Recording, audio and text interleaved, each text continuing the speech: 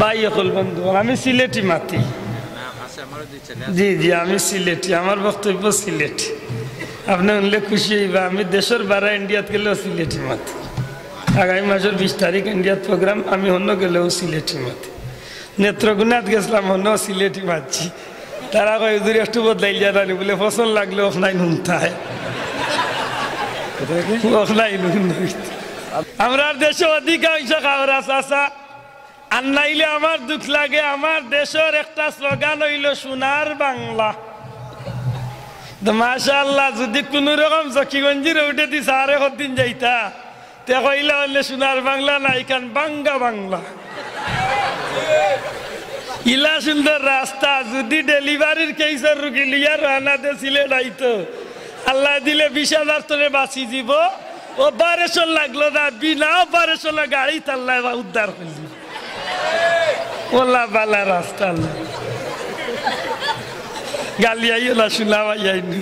আমরা দেশে নির্বাচন আইলে খুব মোটা মোটা ওয়াদা হল, যে করই নিখান আমি কইতাম না, কিন্তু ওই যে এইনো গাড়া হইলা এইনো কইলা আমারে চেয়ারম্যান বানাইয়া, আমি এমপি বানাইয়া, দেখো 3 মাসের মাঝে রাস্তারে টাইলস লাগাইয়া দিই।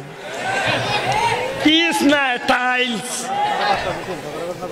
বুট দেওয়ার বাদে তুকাইয়া বাইসাও মিলে না, রাস্তারও খবর নাই, টাইলসের গন্ধ নাই।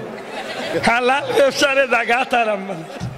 শিবগঞ্জের অঞ্চলে গিয়া গুস্ত লইয়া আনেন জানো, গুস্ত মাংস নাই, গুস্ত গুস্ত গরু গুস্ত লইয়া আনেন জানো। মুসলমানের শব্দ হইতেইব গুস্ত।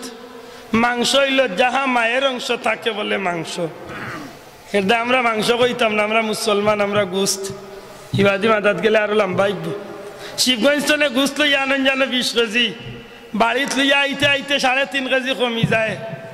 বাতাসে খাইলিছে মনে কয়, মাত্রা নাই লে বাতাসে খাইছে না। বাইয়ে ভাল্লা দিতে সময় দেখাই আইছে 1.5 কেজি বললান। ও আতর মাঝে কেরেশমা আছে, যেমনে দিছে মারিচ্ছে 1.5 কেজি আছে। কাইলা মুসলমান আসেনি না নাই? আসেনি?